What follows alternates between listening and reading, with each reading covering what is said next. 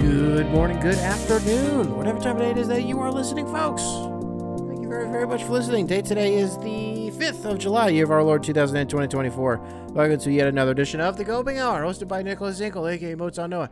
Hey, all those sounds that you're going to hear throughout the, I assume, entirety of this episode, they may sound as if they are not of God's earth, but it is, we're taping this on the night of the 4th of July. It is America's birthday, boys and girls, ladies and gentlemen, non-gender conforming individuals who listen to the Coping Hour. So there's a lot going on, man. I've been lighting off fireworks basically all day. It's been really disruptive. I mean, we have a 2-month-old who's trying to sleep, and we live literally right across the street from a huge park. So it's just been all day. It's just been nothing but fireworks. And then it got me thinking, because, you know, everybody's cooking and barbecuing and shit. And so I'm thinking to myself, I'm like, dog, the founding fathers were the real inventors of white boy summer, because if they decided to make America a sovereign nation in like December, that shit would have sucked.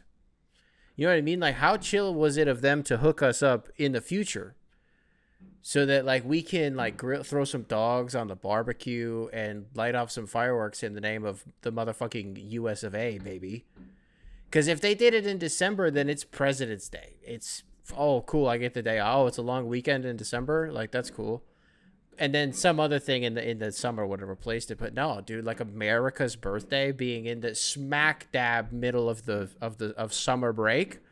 Come on, man. There's nothing that beats that. So I thought it would be a good time maybe to, you know, on America's birthday, if we just ranked Americans, the best Americans of all time. Stick around, folks. We got a big show for you. We're going to be ranking great Americans. I mean, Elon Musk, R.J. Barrett, Albert Einstein, Piers Morgan.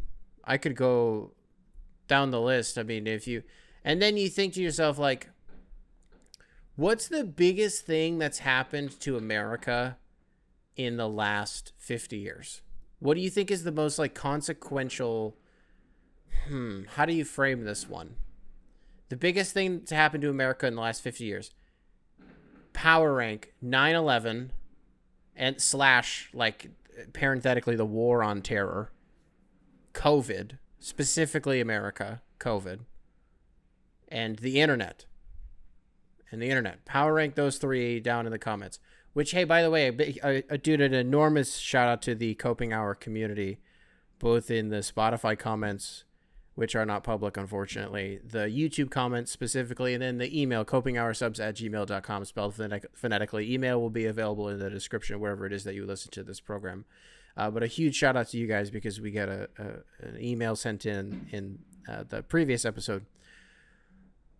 Emailer's name was Brady, and he was in a bit of a pickle, sort of relationship issues. Some religion was thrown in there, and you guys were very, very helpful, I thought, at least, in the input that you had on Brady's situation. So Brady, if you're out there, dude, I hope you're listening, and I hope you're able to. I don't know. I'm not going to forward any of the emails to you. We're also not going to read any of them. I read them, and I thought they were all very insightful, but I don't want to read them on the show just because, man, it is just the one thing that I have a weird boundary on. I don't really want to talk about. It's not because, like, I don't want to not do the religion thing because I feel weird about it. I guess I just don't want to. We talked about it in the last episode. I don't really want to get into it. Hey, ladies and gentlemen, off season still going on. Free agency kind of sucks. Is that the takeaway so far? Not that much going on, really, in NBA land, especially if you're a Pistons fan. Things kind of slowed down. Although I tell you what, we ended up hearing that the Pistons tried to get in on the Buddy Hield thing, and they at least tried. And I heard a little whisper about that last week, and they were like, don't be surprised if you hear the Pistons name. And I was like, I didn't believe. I think my text back was like, I don't believe this at all. I don't believe you. Turns as Shams reported it today. I guess that was true, that the Pistons were at one point like a potential suitor, but he ends up landing with the Warriors. And I think, without going too much into this deal, because at the end, I truly don't have that much to say about it. It is wild when you think about the Warriors timeline and what we thought it was going to be maybe 5 years ago versus what it has become. and how it felt like the team that Bob Myers was building with the trio of Steph, Draymond, and Klay Thompson was built to have like a Spurs run where they're good now and they're good later. And they do all this shit on the fly. And it felt like for Golden State, and again, I say Bob Myers specifically because he was running the damn show, you know, it felt like in some fucked up way, the Klay Thompson injury and the subsequent horrible season that you had, and then you selected second in the 2020 draft, that ended up being your moment. That ended up being the chance to, where did they pick that year? It would have been, yeah, okay, I'm sorry, because I was thinking LaMelo went first. So they would have picked second because it would have been Anthony Edwards first and then James Wiseman second and then LaMelo Ball third because everyone always gets on the Warriors' case because they didn't draft LaMelo is what it was. So that's what we would say, man, is that was really the pivotal moment where the Warriors had a chance to do the, hey, we're good now and we're going to be good later thing, and we do this for 15 to 20 years with these three guys. And eventually they, for reasons, you draft James Wiseman, whatever it is, Bob Myers leaves and Mike Dunleavy takes over. And, people are kind of getting on his case about the Klay situation and how it sucks to like lose him for nothing.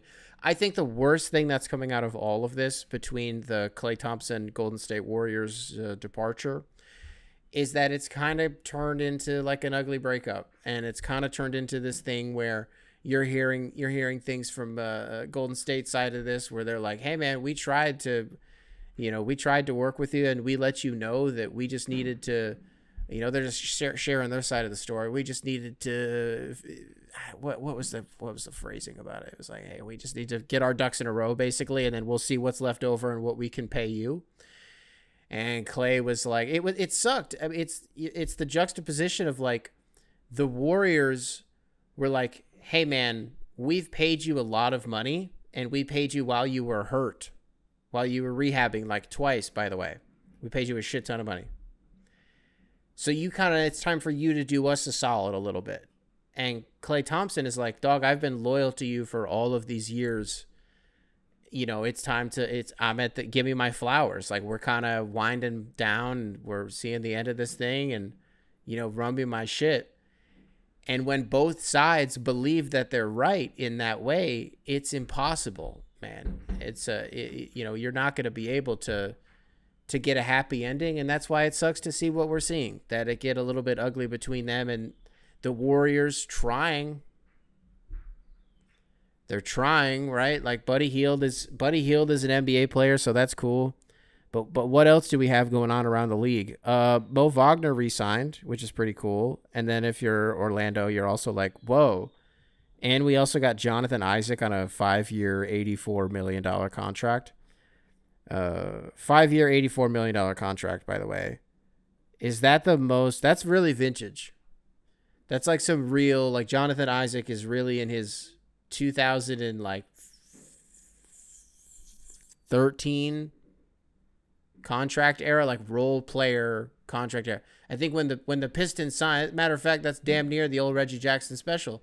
We gave him his ass 5 for $80 is what it was. So it's just a bizarre contract to see in 2024. But 5 years is pretty crazy. But that's cool for them. I guess if their whole deal is with Jonathan Isaac is they're just like, we're gonna pay you $84 million to play defense and log into like Truth Social. And then the other thing, and I apologize, I don't remember if we covered this, the whole KCP going to Orlando thing, and that I'm a little bit bummed about it because Orlando got a guy that I like, and so now they're gonna do another thing or two in free agency or through virtue of trade that I like this offseason. That's just what we're heading towards, and okay, so this KCP thing. But what's weird about the KCP thing is this contract that he signs with Orlando. There's a lot of conjecture out there, but it sounds like allegedly the Denver Nuggets offered Kentavious Caldwell-Pope the same contract that he signed with Orlando. And this is all word of mouth, secondhand, he said, she said. I've heard this like fifth hand information. I don't even know where to source this for the video, by the way. So I'm not going to put any information on the screen. I apologize. You'll just have to take my word for it, folks. It's the coping hour. I wouldn't lie to you on this show. But apparently KCP's wife is like, no, the Nuggets are fucking liars. The Nuggets are fucking liars.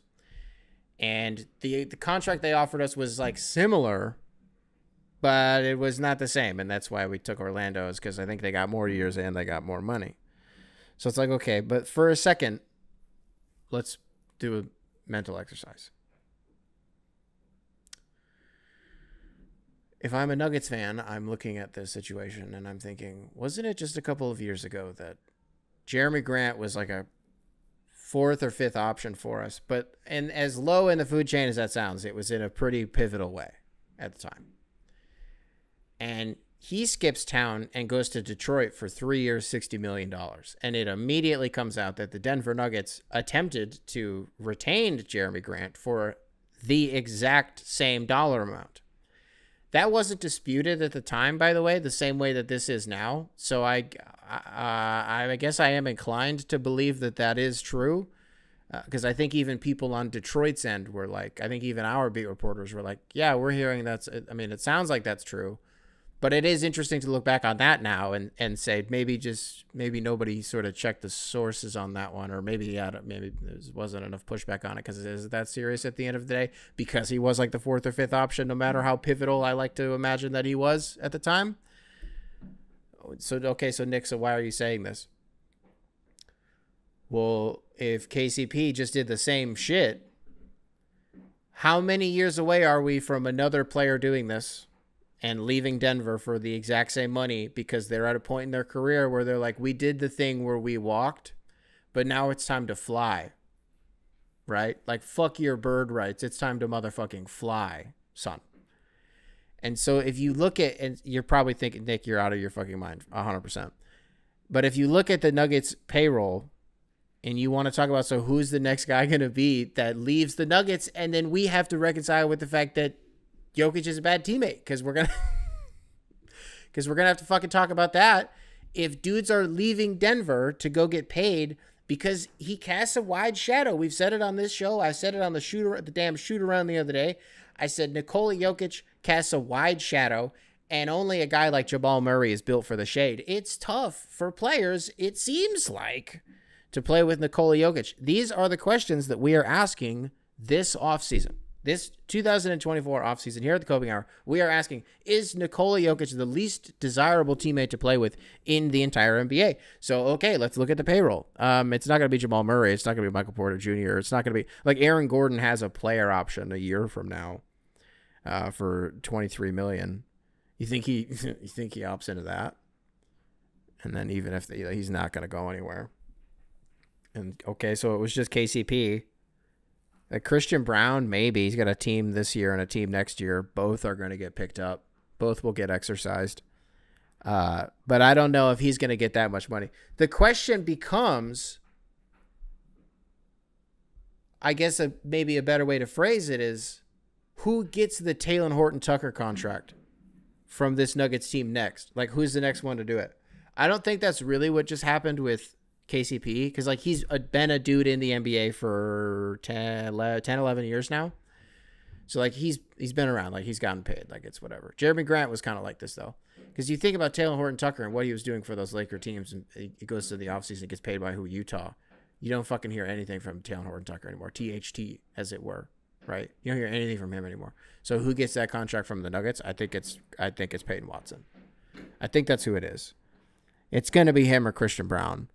This is all, I think I used the word conjecture earlier. I'm going to go back to the well on that one. This is also conjecture. I don't believe any of this to the fullest extent, but I think it's worth maybe putting a pin in this, ladies and gentlemen, that maybe Peyton Watson is the next one to get a massive contract. And then you also had, maybe I should have mentioned this when we were talking about all the Klay Thompson stuff. You just randomly had Kyle Anderson leaving the Timberwolves.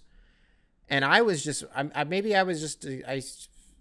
of applesauce brained this one, I guess, because I was so taken back. I was like, I didn't know Kyle Anderson was gettable. I thought he was like a really crucial piece of what Minnesota was doing on defense, especially, right? Well, I say especially Kyle Anderson, obviously it's on defense. That motherfucker's not doing anything with the ball. And then you just think about, I guess you think about it a little bit more crucially, and you're like, oh yeah, so Minnesota, the team that 80% of their cap for the next like how many, 3-4 years is tied up between 3 players. Whoops. So yeah, dude's on the margins like Kyle Anderson at some point. And you gotta part ways with him. So I don't know, man. The Warriors thing, I don't know. Maybe. And then the Lakers. Whoa, wait, what the hell? I didn't see this. Whoa, the Warriors.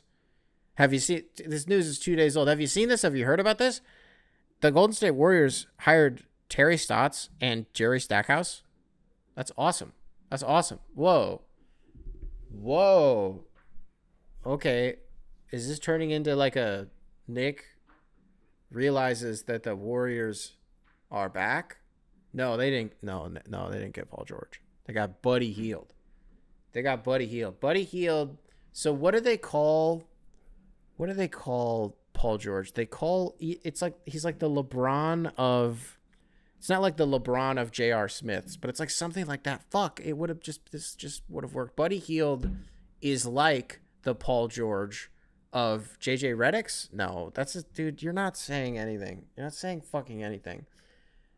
Just undo the seatbelt, man. Take the keys out of the ignition. If you're not gonna bring your lunch pail to work today, and be firing on all cylinders with goofs, it all stays in the show. LeBron James signing a 2-year, $104 million deal with the Los Angeles Lakers. I guess I'm a little bit confused on. I don't know what the plan is. I don't know what they're doing. I am not here to spend more than 2 minutes at most, just because to give myself some grace, I might do it on accident. I'm not here to talk about apparently the most controversial 55th pick in the history of the NBA draft, Bronny James. I'm not here to talk about him. I just don't get what I don't get what their deal is. So, okay, so LeBron signs a $104 million contract. And there's something weird in it about money that he's like giving back or not signing for. He's actually like taking a pay cut, but the pay cut is only like $1 million so that they stay below the second apron. The second apron, by the way, the newest fucking boogeyman in the NBA. Jesus, these 2 words. One day we'll all understand it, right? It's like the GameStop thing all over again. You really got to explain it to me like I'm a chimp.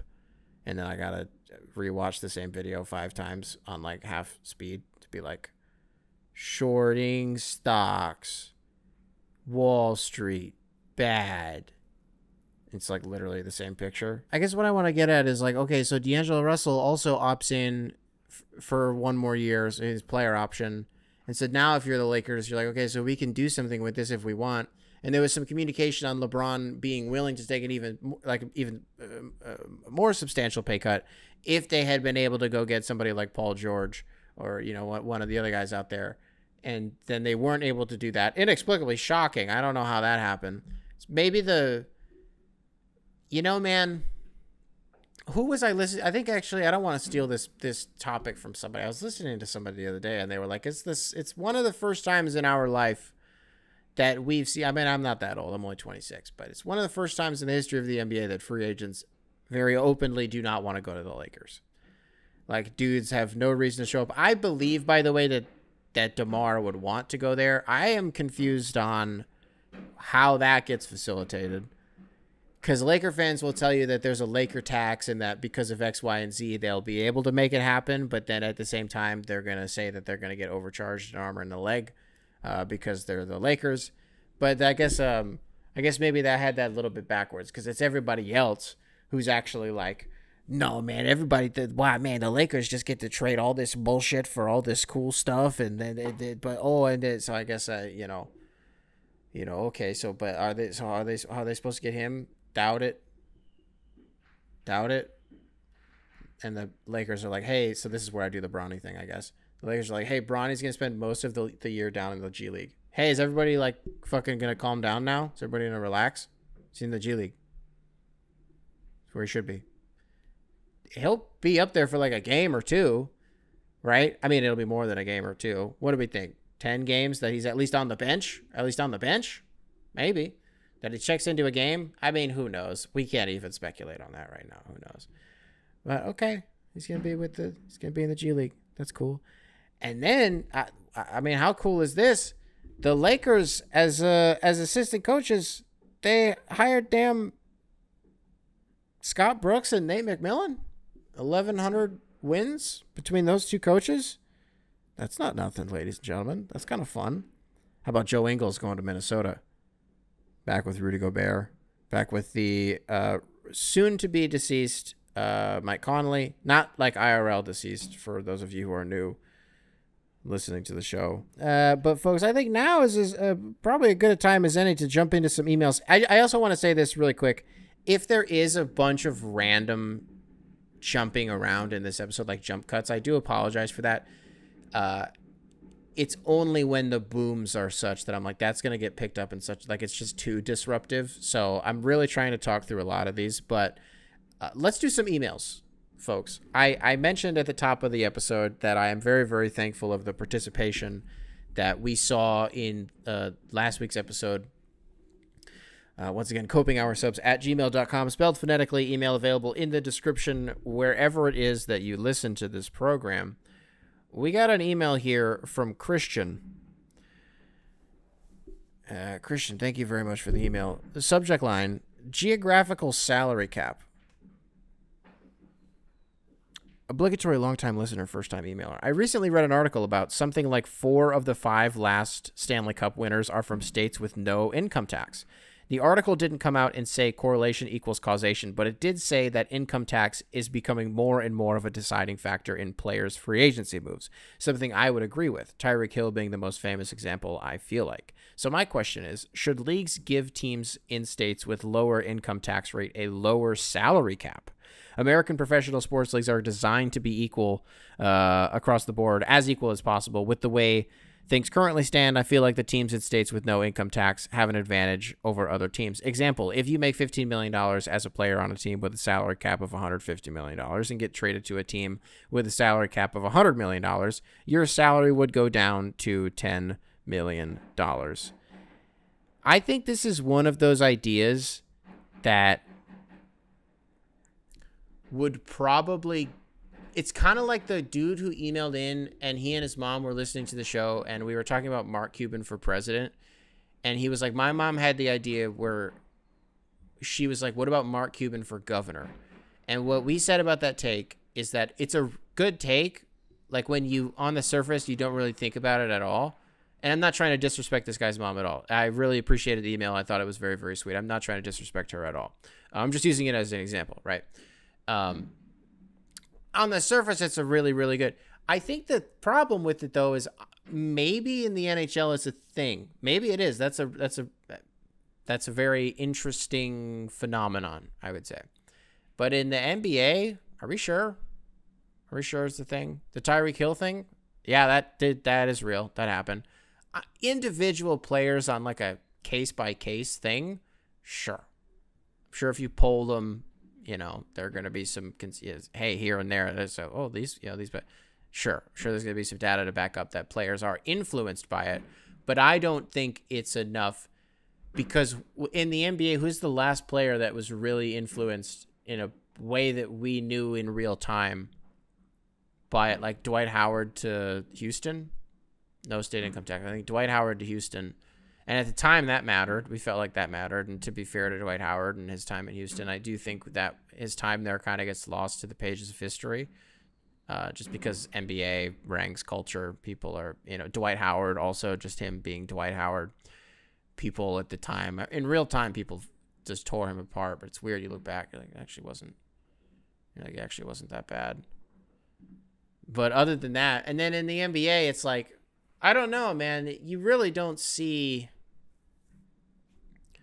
I think at the end of the day in the NBA, it's almost always just going to be New York and LA at the end of the day. And sure, there will be the Golden States in between and the Dallases or Miamis, right? Or, whoever it is.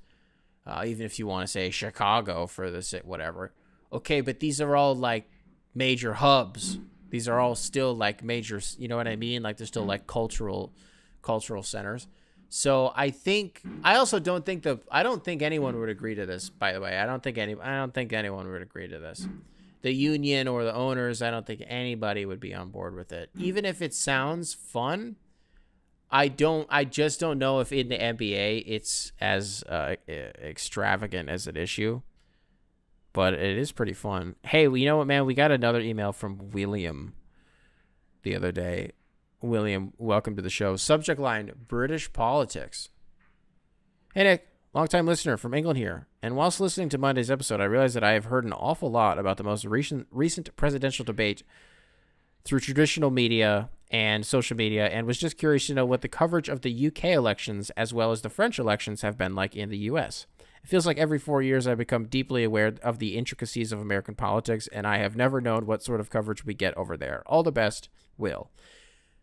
I love this question because I am always curious about how Americans are perceived from the lens of like anybody in the world, not just Europeans. And so I'm giving this guy the platform also for anybody else who's not American, who's curious to hear. We don't know. We don't fucking know. I don't want to say we don't know because we don't care and like do the whole Succession quote. Because people like me do care, but it is not at all part of our, like, I wouldn't have known about the results of France's elections or the UK's elections. Rest in peace to Rishi Sunak. Rest in piss, rather, you won't be missed. Who's the guy's name? What's that guy's name who's leading the Labour Party? It's like Keir. What's that fucker's name? It's like a Keir Starmer. Keir Starmer. That guy's. I actually shouldn't have said he's knighted, isn't he? Sir Keir Starmer. He's going to be the prime minister, right? I wouldn't have known. And then in France, what happened? All the Nazis won or some bullshit. That's what all the not the doomsdayers, but the Reddit, my liberal Reddit that I check in on from time to time.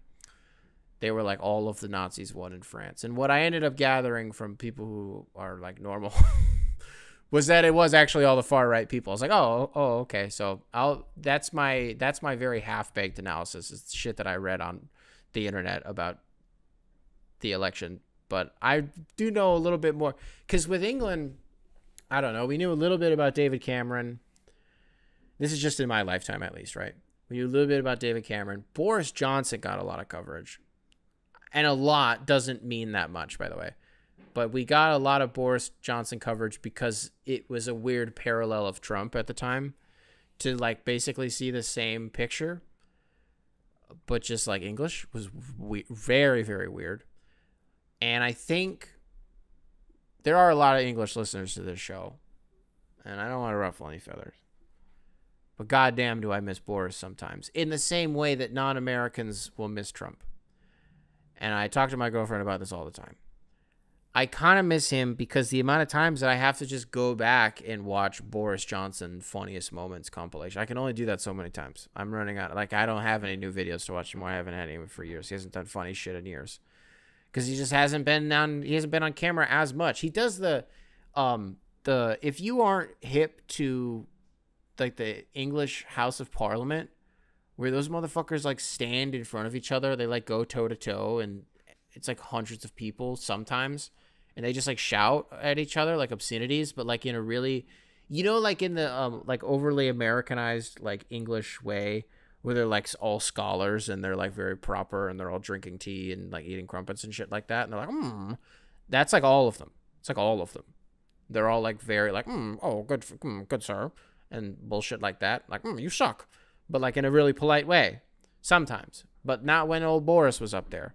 And the reason that I found him so damn funny was because none of the shit that he did was of any consequence to me. And that's why some other people, non-Americans, would find Trump funny, was because they were like, that dude's just like hilarious. I was able to find humor in him when he wasn't in office. And now that it's getting real again, I do find him funny, I guess, in a very different way, in a more morbid way, I guess. I find him very funny. And the thing about Joe, did you guys see I thought I was getting like goofed on for a second. I thought it was like some weird like Daily Wire headline that was like, Joe Biden tells constituents that he needs to go to bed earlier, he needs more sleep, and that he's not scheduling events after 8 o'clock, which by the way is reasonable. I just want to say that because two things can be true here, that Joe Biden can need more sleep. By his own admission, I'm not being any, he said that. The motherfucker said it from the horse's mouth. And scheduling events after 8 p.m. is insane. He shouldn't have to fulfill any obligations past. I don't care if you're the president, by the way. unless you're killing Osama bin Laden, 7 o'clock hard cutoff. 7 o'clock hard cutoff. Unless you are murdering a terrorist, I'm not fulfilling any obligation past 8 p.m. What's another thing if I'm the president? Flying doesn't count. Like flight obligations doesn't count. That's like travel is different. It doesn't count. I think Osama bin Laden is probably my bar if I'm if it's because that could be like 2 a.m. and they're like, hey, we're in fucking Kabul. That's not where Osama bin Laden was. That's where the airport was. That's where they fucked up the withdrawal from Afghanistan. I did watch a documentary on that. Jesus Christ, dude, the Taliban. It all honestly kind of comes full circle because we talked about the war on terror at the beginning of this episode, and where did that rank? Which, by the way, we didn't end up ranking those things. So let's do that. Let's just do that quickly now. 30 minutes later, come fucking back to that like a boomerang. What did we say? What was the question? What was in terms of the impact it had on America specifically, just since it's America's birthday, it's 4th of July as of this taping. In terms of its impact on America, rank these things: coronavirus, the internet, and then what was the other thing? It was coronavirus, it was the internet, and now I just have to move on to some other damn thing because I don't remember what it was. That's how we cover British politics in America. We kind of don't. And so what are we doing instead in the news? It's a lot of debate rehashing. It's a lot of people they're still doing that. Still doing that. It's so fucking boring. So boring. Man. That was this thing that I don't want to keep fucking talking about. Dude, I was literally about to start talking about the debate. I'm no better than them. I watched too much of it, man. It's broken my brain. And it's a weird feeling. I don't give a I have never. And this is going to be shitty for some of our older listeners are going to hear this and be like, oh, listen to this fucking Zoomer. Listen to this. I don't know if I've ever in my life, other than when I was like a 5-year-old and I don't know any better. I don't know if I've ever been like, I'm so thankful to be an American. And I don't mean in the sense that like, I'm not grateful for the fact that I could have been born into like a worse situation. Just generally, even inside of this same country, I could have had a worse life, right? Let alone abroad internationally. I'm not like talking about it from that perspective. But like people my age, I was born in 1998. So what have people my age known as American citizens? We've known the war on terror. We saw that into a financial crisis where the housing market collapsed. And I think I've told this story on the show before, but I was 10 at the time. And I remember one time we got in the car, it was just me and my dad. And he looked at me and he said, if gas goes up 1 more cent, we will not have a place to live. I said, what the fuck? I'm 10. Huh? Why would you say that to me? I think about that now. Dad, if you're listening to this, I'm sorry. I'm not trying to, but what the hell? I think about that now. I have a son. If we were about to lose our house, you think I'm telling him? Hell no. I'm lying to his ass. I'm lying to him. I am breaking his trust, that bond. I'm lying to him and telling him, no, we're fine until the day we have to move out. Because it's gonna break my heart. But then even after that, it's like, okay, so America gets out of the financial crisis, kind of.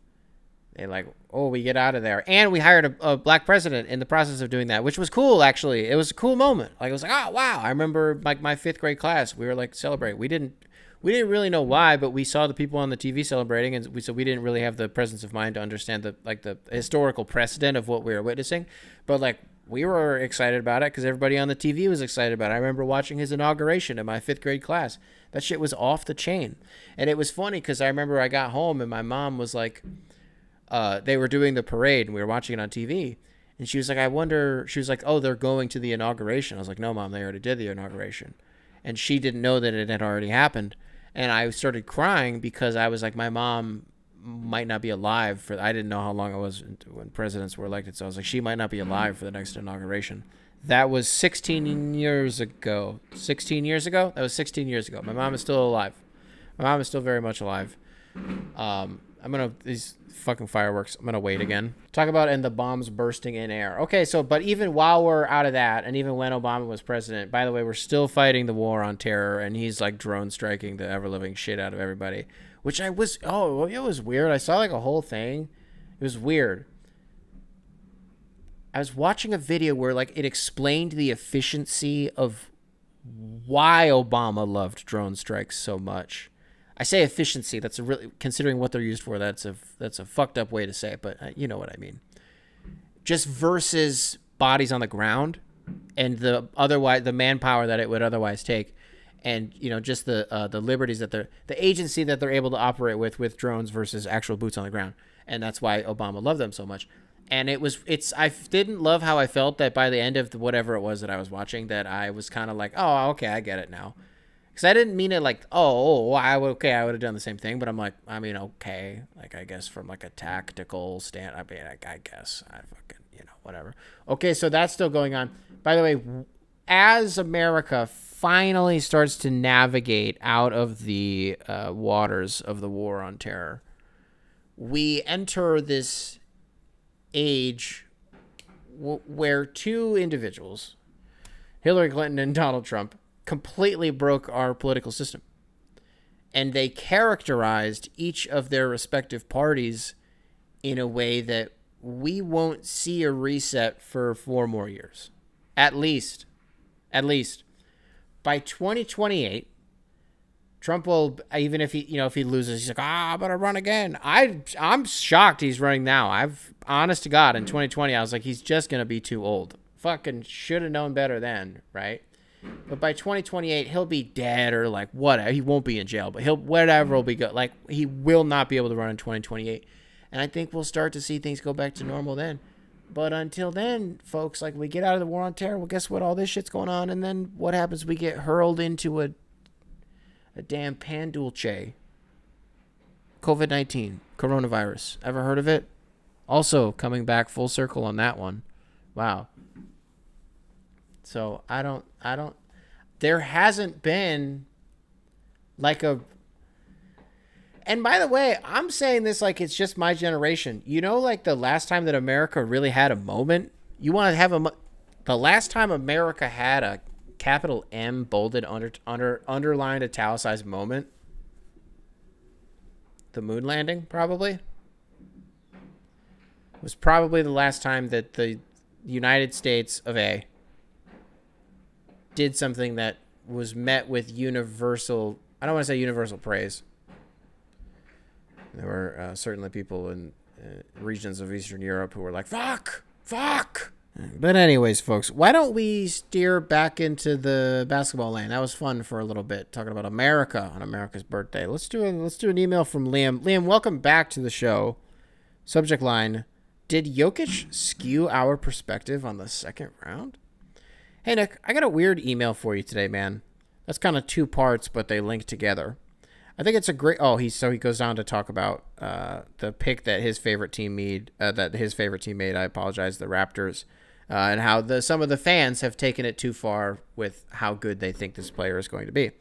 I've noticed in recent years, since Jokic won his first MVP, many fans have skewed perspectives on the second round. Yes, there are many successful players, Draymond, Brunson, Jokic, and Ginobili, but the reality is most late second rounders aren't rotational NBA players.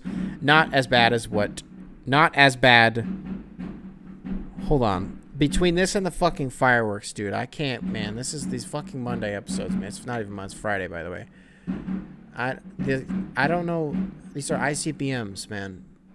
I hope you guys can hear these, man. Because sometimes I say, can you guys hear this? And then it doesn't actually pick up on the mic. And sometimes with how it sounds like it's done, by the way. Sometimes with how I process. And Liam, I'm fucking sorry, bro, that we're getting this email, eviscerated here. But let's get back to it.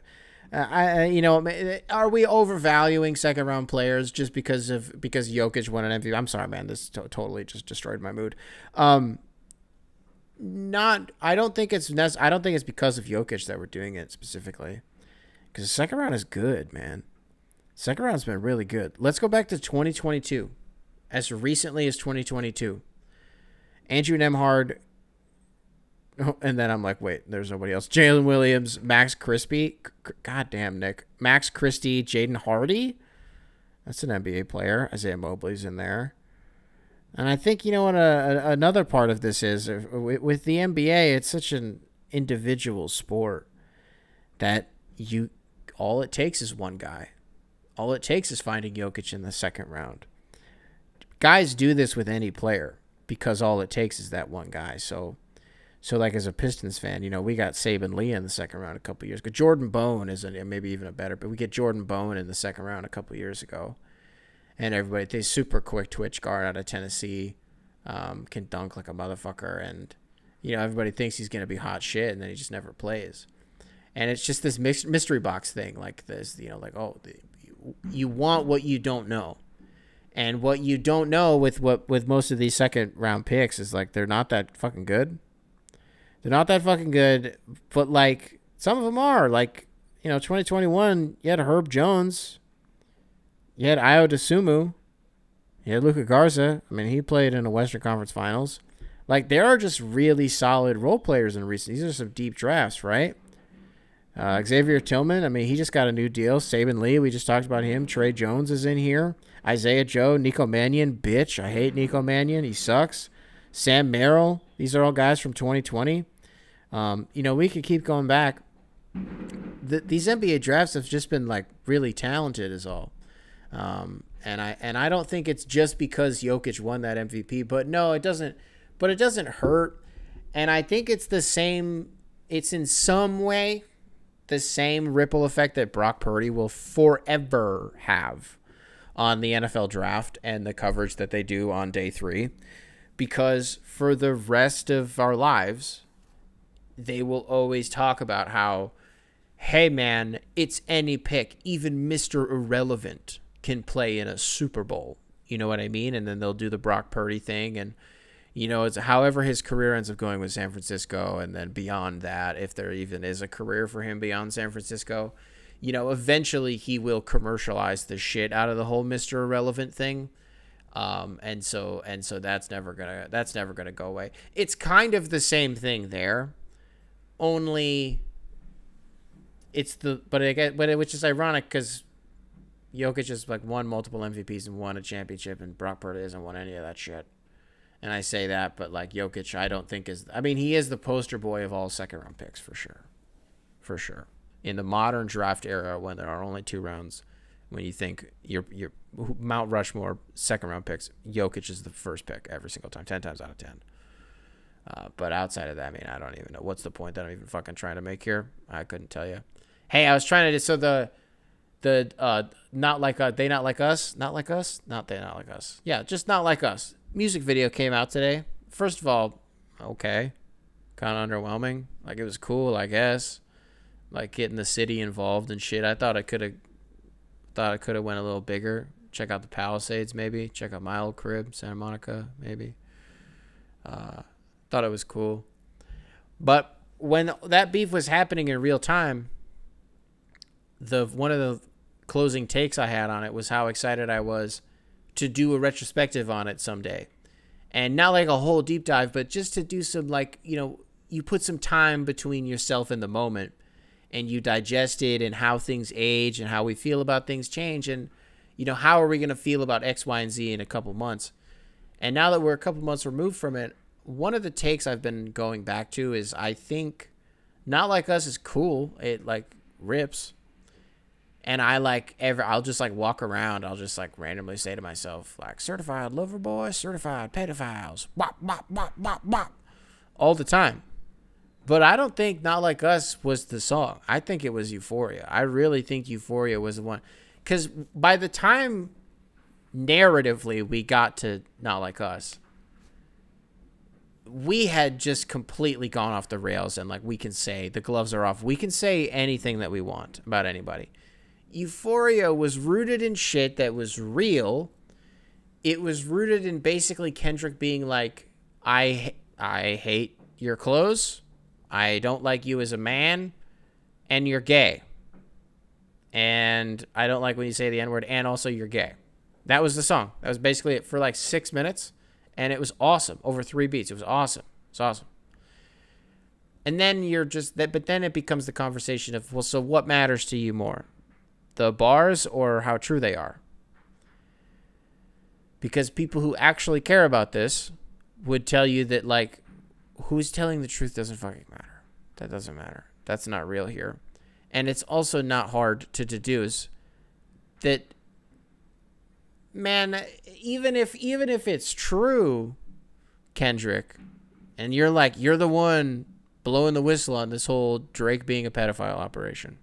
It's like, well, but you knew and you just didn't say anything until it was convenient for you to win points on the internet? What the fuck? What the hell? Hey, Drake, so you knew that Kendrick beat his wife, girl, fiance? I still don't understand what the rest of it. You knew that and you didn't say anything? Like, complicit, bitch. See how this works? So it's like once it's convenient for them to like win points on the internet, like that's cool. So that's the only reason that it kind of matters to me, like who's telling the truth, but we're never going to know. Like that shit's not going to matter. My craziest in the moment overreaction I can look back on now was thinking that what does Drake call his place? Call the house the embassy, the studio, the chapel. I hate to travel. I just pulled up on Salon to show the girls a natural. The embassy. That's what it's called. I was thinking the embassy was going to get raided, like, immediately. I thought the feds were going to hear whatever song it was, Meet the Grams or 616 in L.A., whichever fucking one it was, where he was like, your shit's going to get raided, King. I thought it was going to happen the next day, 100%, and then it just did, inexplicably did not. I say it was actually not, it was very explicable, I would say. So I think that's the retrospective for me right now, is that I think Euphoria, for me, is the one that just stuck. And then Family Matters, that's what sucks about Family Matters is that I think it's one of the better tracks of the whole saga. The first beat specifically, going back to the outro beat from Push Ups, I think it's just really cool to like bring that full circle. And I think what sucked for Drake in that moment was that Kendrick immediately 20 minutes later dropped. And so the moment of Drake dropping something great was squashed by Kendrick just having something chambered already, right? So, yeah, man, Kendrick's getting to do this thing. And then we did get a few emails about this. I never read any of them because I just don't. About the whole pop-out situation at the forum that Kendrick did. And the reason that I never talked about it was because I was like, that whole thing felt very much like it was not my... I don't know what this means culturally. Does this matter? Because what I saw, everybody was talking about, like, oh, Drake's fucking cooked. Like, Kendrick's got LA United. That's cool. That's cool. But I'm like, so, yeah, you played your songs on your home turf. When Drake played back-to-back at OVO Fest, however many years ago, everybody was like, oh, like, I don't know, it was cool, but he was on his home turf. Like, I said the same shit then. I'm like, I'm not that, like, whoa, over a motherfucker playing Not Like Us 6 times in a row at, like, his show designed for doing that. And so everything that came along with it, again, culturally, I'm like, I don't know. Like, yeah, shout out to Nipsey Hussle for sure. The Dr. Dre shit was nasty. The show was awesome, by the way. The show was awesome. I did not expect that to be watching the whole thing, but I did. Because Kendrick just played hits for, like, was it like an hour and a half? He played all of his hits for an hour and a half and then played... He, like, definitely fucked up the words to Euphoria, like, 8 different times, which sucked. I don't know if his earpiece was all fucked up or if he was just out of breath because he just hasn't done a show in a while, I don't think. So, okay. Shout out to Kendrick. Sorry for doubting you. My bad, King. But also, why is Drake just letting this happen? Is it because he knows, like, there's fucking nothing? People already made up their minds. I'm not gonna. There's that. What's the use? What's the use in swinging, right? It's also a rumor. Hey, I was wondering. When I see you stand by sexy red, I believe you see 2 bad bitches. Fucking. Oh my god. I don't remember what I was gonna say. I was wondering. I distracted myself with the sexy red line because, like, what a bar! Jesus Christ! Alrighty, ladies and gentlemen, that's gonna do it for today's show. Hope you all have a good weekend. Hope you all had a fun 4th of July. Hope all of our non-American listeners had a fun 4th of July too. Hope you guys celebrated America's birthday. And if you're French listening to the show, sorry about the elections, or nice. depending on how you want. Good, nice, man. Happy for you that went the way that you wanted it to. If you're English, listen to this. Fuck, bro. Sorry about Rishi. Sorry about that. Shout out to Liz Truss. I didn't mention her, I don't think, right? Because Boris fell off the face of the earth and they finally ousted him, and then Liz Truss got, what, a month? Liz Truss got a month or maybe 2. And then Rishi took over, and he ended up with like October of 2022. So almost 2 years of Rishi Sunak. So if you're English or maybe you're happy. Yeah. Woo. Labor wins. So, okay. All right. If you're listening to this on Spotify, be sure to rate 5 stars. If you're listening to this on YouTube, nice little comment for the algorithm. Subscribe. Leave a like. I will catch you guys